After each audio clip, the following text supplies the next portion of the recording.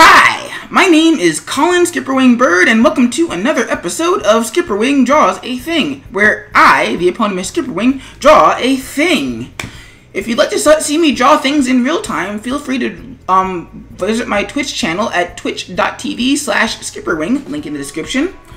And also, if you'd like a version of this video without the commentary, you can also check out the links in the description below, or in the annotations at the end of the video, or the cards when they appear on screen. Today's music is Lunar Landing by Silent Partner off of the YouTube audio library. There will be a link in the description as to where you can find it. So, on to today's video.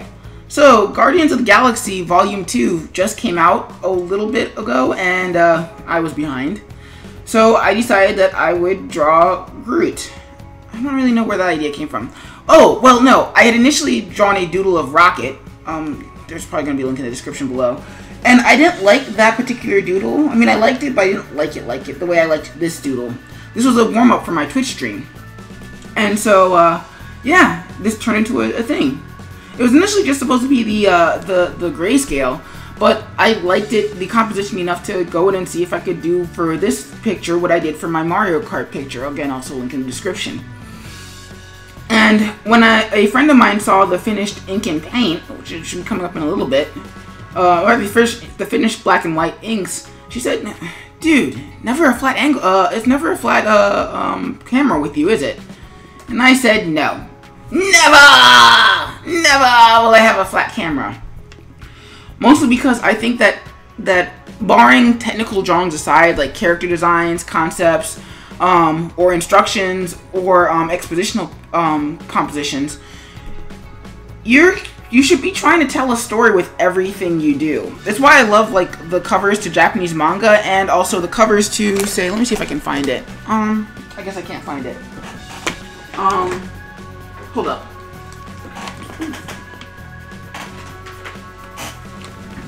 You can't really see it, but the cover to Mario Kart, the Mario Kart games, because there's almost always a story going on. Some story that you don't know about. Like usually more often than not, somebody's about to get hit by a shell, somebody's just thrown a shell, somebody's gone off a cliff, etc., etc., etc. Or if you ever read a chapter of One Piece, the covers always tell some sort of story. And really that's what your composition should be. Action.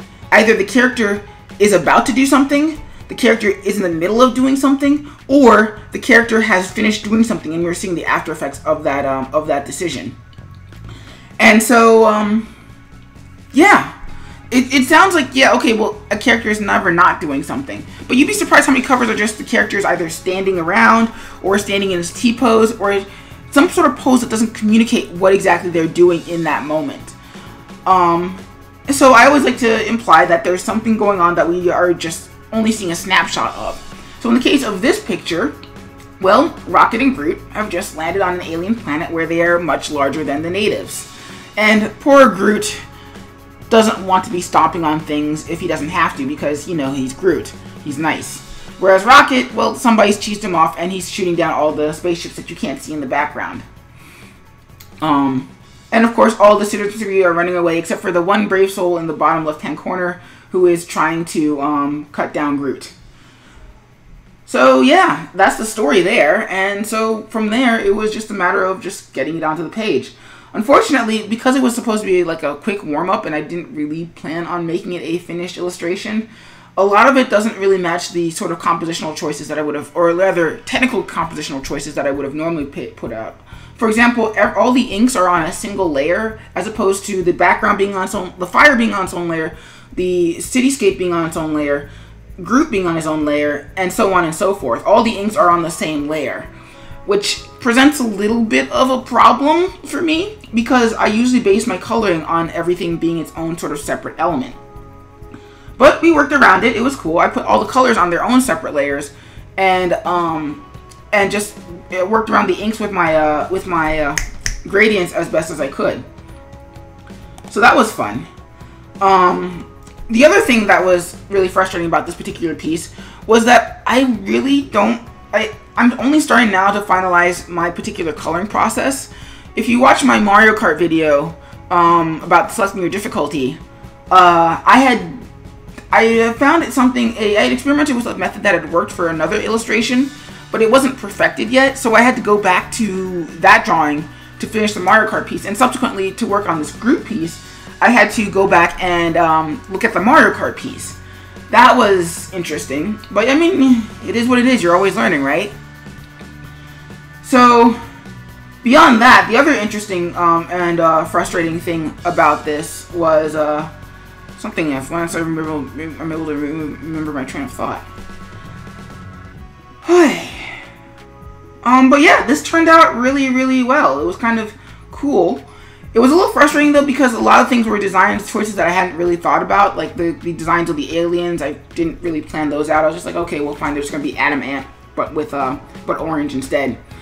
And I think that the colors, while they fit that sort of like 80s nuance that the Guardians of the Galaxy movie has sort of imprinted on the general consciousness, I think it could have been harmonized a little bit better. Something else that was really frustrating to discover is that apparently this many gradients, Flash doesn't like that. When Flash doesn't like it, it starts to slow down on my computer. That's why you see those few flashes where I quit out of the screen and you see my Turtles wallpapers, because I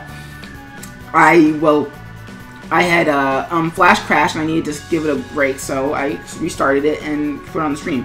But I like to showcase my mistakes on the in SkipperWing Draws and things, so that way you guys know it's okay to make mistakes too. So I kept those in instead of editing those out. But yeah, I don't think this turned out too badly for a practice piece. But I think part of the thing reason I'm not really as enthused as I would like to be is that practice pieces should be, you just like just kind of spit them out there, and what works works. And if everything becomes a sort of finished piece, it takes a little bit of the fun out of it. It becomes a little bit stressful. So who knows? Maybe some more practice pieces in the future, or maybe just they're all going to be super special, awesome things. Well, it's a journey. We'll find out together.